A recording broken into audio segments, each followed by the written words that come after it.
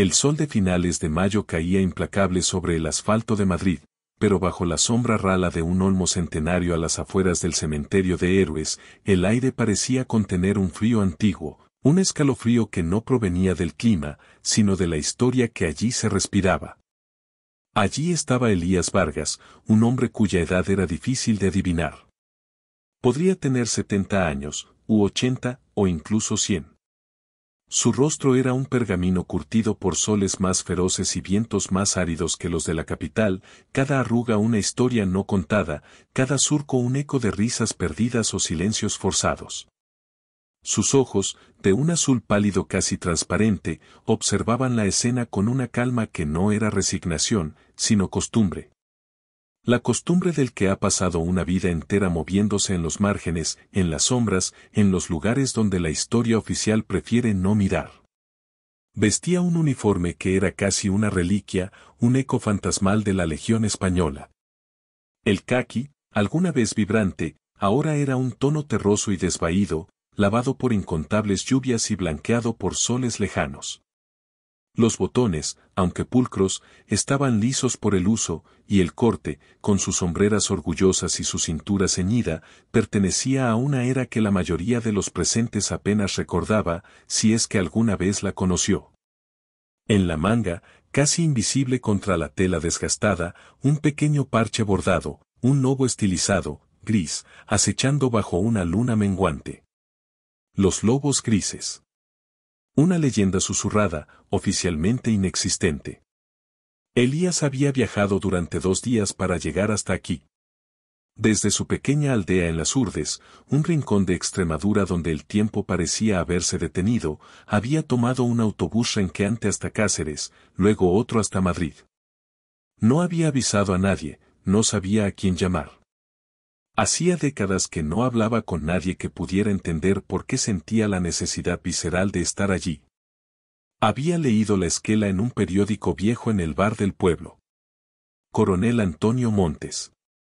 Héroe de la patria. Caído en acto de servicio. La última parte era una mentira piadosa. Montes había muerto en su cama, viejo y enfermo, pero la patria necesitaba héroes eternos. Para Elías, sin embargo, no era el coronel Montes. Era, Toño, el joven teniente aterrorizado, con los ojos desorbitados, atrapado bajo el fuego cruzado en un desfiladero olvidado por Dios en las montañas del Rif. Recordaba su voz temblorosa, sus manos frías, su miedo palpable. Recordaba la camaradería forjada en el infierno, el lazo invisible que los unía más allá del deber. En su mano, nudosa y manchada por la edad y el trabajo de la tierra, Elías sostenía una pequeña figura. Un gorrión tallado en madera de olivo, con las alas a medio despegar. Se lo había regalado Toño, Montes, hacía casi 50 años, tallado con una navaja mientras esperaban el amanecer en una noche helada, poco antes de que todo se convirtiera en un infierno. Para ti, Elías, le había dicho, con una sonrisa triste y cansada, porque eres como ellos. Pequeño, silencioso, pero siempre estás ahí, viéndolo todo. Y siempre encuentras el camino a casa. Elías lo había guardado desde entonces, un talismán contra el olvido, un recordatorio constante de aquel joven teniente y de la promesa silenciosa que ambos habían hecho, sobrevivir. Se acercó a la imponente puerta de hierro negro, donde un joven agente de la Guardia Civil, con el uniforme impecable y la mirada severa de quien cumple órdenes, controlaba el acceso. El contraste entre el joven y el anciano era brutal, el presente y el pasado, la regla y la excepción. El agente representaba la frialdad burocrática, la adhesión estricta al protocolo.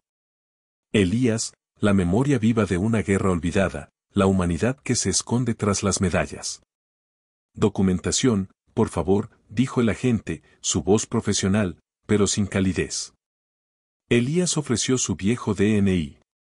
El agente lo miró, luego miró la lista en su tableta digital. Frunció el ceño. Lo siento, señor. Su nombre no está en la lista de invitados para el funeral del coronel Montes. No soy un invitado, respondió Elías, su voz un susurro rasposo, con el acento áspero de su tierra. Serví con él. Hace mucho tiempo. El agente lo miró de arriba abajo, deteniéndose en el uniforme anacrónico, en las manos curtidas, en el gorrión de madera. Vio lo que le habían enseñado a ver, un problema potencial. Un anciano confundido, un veterano buscando un reconocimiento tardío, una distracción en un evento de alta seguridad. No vio al hombre que había salvado vidas, al héroe silencioso que había preferido el anonimato a la gloria. Agradezco su servicio, señor. Pero esto es una ceremonia privada, restringida. Si no está en la lista, no puedo dejarle pasar. Es una zona restringida. Elías asintió lentamente. No había ira en su gesto, ni decepción. Solo una aceptación tranquila. Había esperado algo así. Las puertas siempre habían estado cerradas para él, de una forma u otra. Entiendo, dijo. ¿Puedo esperar aquí fuera? Puede esperar al otro lado de la calle, fuera del perímetro, indicó el agente, señalando vagamente. Pero no aquí. Elías retrocedió, buscando refugio bajo el olmo, justo al borde del perímetro, donde la sombra ofrecía un respiro mínimo. Y allí se quedó, de pie, inmóvil como una estatua, su mirada perdida en la distancia, más allá de las verjas, hacia las lápidas blancas que salpicaban la colina. Se convirtió en parte del paisaje, un fantasma a plena luz del día, mientras los coches lujosos seguían llegando, depositando a hombres y mujeres de rostros graves y uniformes condecorados. Dentro, la ceremonia había comenzado. El aire vibraba con la música solemne de una banda militar. El capellán hablaba de deber, honor y sacrificio. Los políticos asentían con gravedad estudiada. Los altos mandos, con sus pechos cubiertos de medallas, mantenían una compostura de hierro. Era un espectáculo grandioso, una despedida para un hombre que había sido una institución. Antonio Montes, el estratega, el líder, el héroe. El general Javier Ramos estaba de pie junto al féretro cubierto con la bandera española. Era un hombre imponente, con el cabello plateado y una mirada que había visto demasiado. Él también había estado en aquel desfiladero. Él era el otro superviviente. Era el capitán Ramos entonces, y debía su vida, y la de Toño, a aquel legionario menudo y silencioso al que llamaban el Gorrión. No lo había vuelto a ver desde que los evacuaron, 50 años atrás.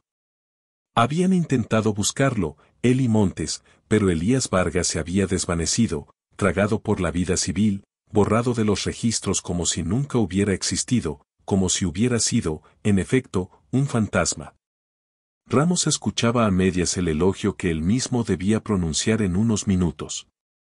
Su mente vagaba, como solía hacer, hacia aquellas montañas polvorientas. El sol caía a plomo sobre las rocas ocres.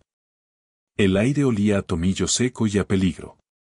Llevaban 3 días de patrulla, internándose en territorio hostil, buscando un nido de insurgentes. El capitán Ramos iba al frente, con el teniente Montes, joven e impetuoso, a su lado.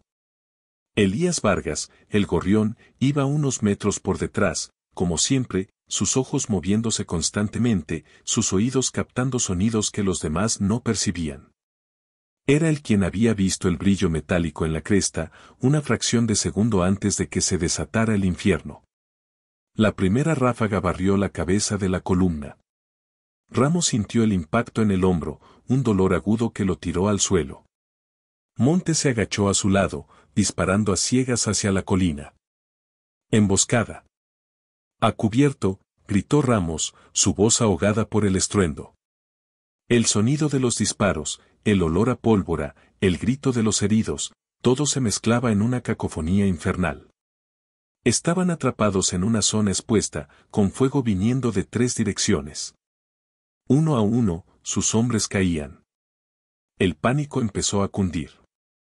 Montes, pálido como la cera, intentaba organizar una defensa, pero era inútil. Estaban superados. Fue entonces cuando vieron a Elías. No se había puesto a cubierto. Se movía, rápido y agazapado, entre las rocas, no alejándose del fuego, sino acercándose a él. Parecía un espectro, imposible de alcanzar. Su viejo fusil Set me hablaba en ráfagas cortas y precisas. Un francotirador enemigo cayó. Luego otro. Creaba distracciones, atraía el fuego, daba a los pocos supervivientes la oportunidad de reagruparse. Ramos lo vio desaparecer tras una roca. Pensó que lo habían alcanzado. Pero minutos después, el fuego desde una de las posiciones enemigas cesó. Elías había flanqueado al enemigo, subiendo por una pendiente casi vertical, y los había silenciado. Solo. Nadie supo cómo lo hizo. Pero aún estaban atrapados. Montes había sido herido en una pierna. Ramos apenas podía moverse. La radio estaba destrozada. La noche se acercaba. Estamos acabados, Javi, susurró Montes, su voz temblorosa. Fue entonces cuando Elías apareció a su lado, tan silenciosamente como había desaparecido. Sus ojos estaban tranquilos, pero intensos. Hay un camino, dijo. Por el lecho seco del arroyo. Es arriesgado, pero es el único.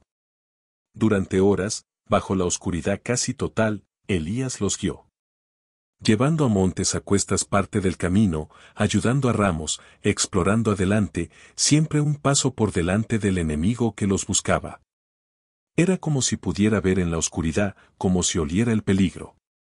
Era su mundo, el mundo de las sombras y el silencio. Y cuando el sol volvió a salir, estaban a salvo, magullados, heridos, pero vivos. De los 15 hombres que habían salido de patrulla, solo volvieron 3. En el hospital de campaña, Ramos intentó darle las gracias. Pero Elías ya no estaba. Había pedido ser reasignado, luego había desaparecido del todo, negándose a recibir medallas o reconocimientos. Simplemente se había ido, llevándose consigo sus fantasmas y su gorrión de madera. El general Ramos suspiró, recordando la impotencia que había sentido entonces. La frustración de no poder agradecer a aquel hombre su valentía, su sacrificio. La deuda que había quedado pendiente. General Ramos, la voz de su ayudante, el capitán Sierra, lo sacó de sus recuerdos.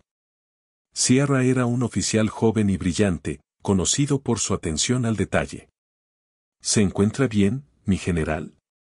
Sí, Sierra. Solo, recuerdos, murmuró Ramos. Pero entonces vio la mirada del capitán. No era preocupación, era urgencia. ¿Qué ocurre? Señor, susurró Sierra, inclinándose. En la puerta norte. Hay un anciano. Lleva un uniforme de la Legión muy antiguo. Y un parche. Lobos grises. Lo he visto en los archivos clasificados. Y tiene una cicatriz, la misma que usted describió. Creo que es él. Elías Vargas. El gorrión. Los de seguridad no le dejan entrar. El mundo pareció detenerse para Javier Ramos. El capellán, los ministros, el féretro, el elogio que tenía en el bolsillo, todo se desvaneció. Solo existía esa puerta, y el hombre que estaba detrás. 50 años. 50 años de preguntarse, de esperar, de sentir esa deuda impagable.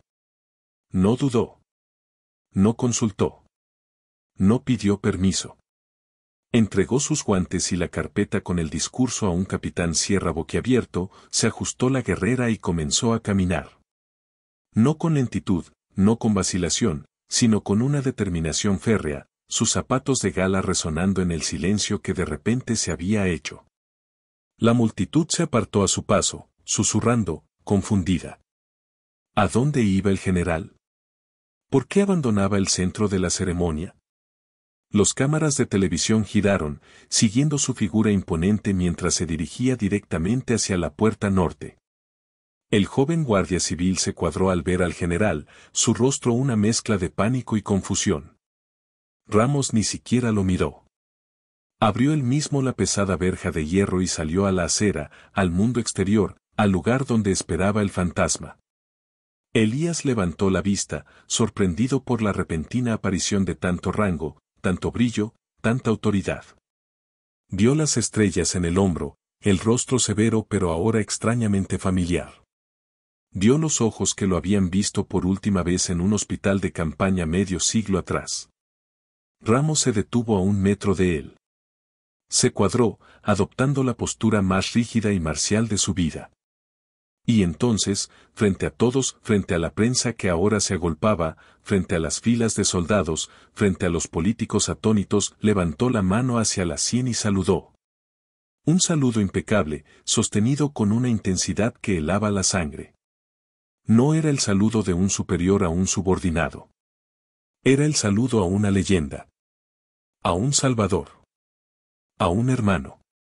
Sargento Elías Vargas, dijo el general, su voz, normalmente un trueno en los patios de armas, ahora quebrada por una emoción que no podía, ni quería, ocultar. Le estábamos esperando. Elías parpadeó, sus ojos azules nublados por una profunda confusión y una emoción inesperada. Mi general. Yo, no tengo autorización. Me dijeron.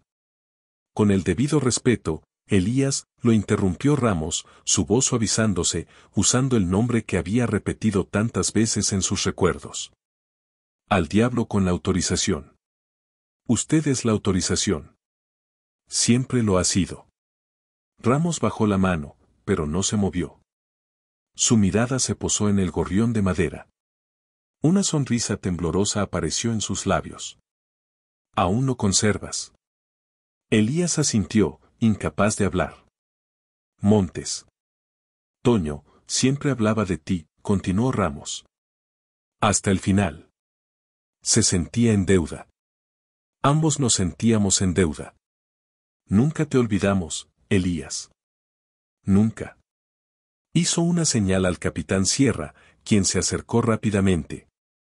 Capitán, asegúrese de que el sargento Vargas tenga el lugar de honor que le corresponde. Y que nadie vuelva a interponerse en su camino. Luego, el general Ramos hizo algo aún más impensable. Puso una mano firme en el hombro de Elías Vargas. Ven, amigo mío, dijo suavemente. Vienes a despedirte de Toño. Y a ocupar tu lugar. El lugar que siempre debió ser tuyo. Y mientras el general Javier Ramos guiaba al anciano legionario a través de las puertas abiertas, la multitud observaba en un silencio atronador. Los pocos, lobos grises, que quedaban, ancianos dispersos entre la multitud, se pusieron lentamente de pie, uno por uno, y saludaron a su hermano perdido. El joven guardia civil, con los ojos como platos, también saludó, esta vez con un respeto genuino y abrumador. Elías Vargas, el gorrión, caminó junto al general, con su gorrión de madera apretado en la mano. Ya no era un fantasma en los márgenes. Ya no estaba fuera de lugar, ni fuera de tiempo. Había cruzado la puerta. Había vuelto a casa. Y el sol, al caer sobre su rostro curtido, pareció un poco más cálido, como si la historia, por una vez, hubiera decidido hacer justicia. Lo sentaron en la primera fila, junto al general. Cuando llegó el momento de los elogios, Ramos se acercó al micrófono, pero en lugar de leer su discurso, miró a Elías. Hay historias que no se escriben en los libros, dijo, su voz resonando en el anfiteatro. Hay héroes cuyos nombres no figuran en las placas. Hoy, tenemos el honor de tener a uno de esos héroes entre nosotros. Un hombre al que el coronel Montes y yo le debíamos la vida. Sargento Elías Vargas. Hizo una pausa, mirando directamente a Elías. Sargento, ¿le haría el honor a su viejo amigo de decir unas palabras? Elías sintió todas las miradas sobre él. Él, que había vivido en el silencio. Pero miró el féretro, recordó a Toño, sintió el calor del gorrión en su mano y la presencia firme de Ramos a su lado. Se levantó, lentamente, y se acercó al micrófono. Su voz, al principio un susurro, fue ganando fuerza mientras contaba, no hazañas bélicas, sino la historia de un joven teniente asustado que tallaba pájaros en la oscuridad y de un capitán que nunca perdió la fe. Habló de camaradería, de miedo y de la promesa silenciosa de no olvidar. Cuando terminó, un silencio profundo cayó sobre el cementerio, un silencio más elocuente que cualquier aplauso. Y en ese silencio, Elías Vargas supo que, aunque había tardado 50 años, finalmente había encontrado su voz y su lugar. El gorrión silencioso, por fin, había sido escuchado.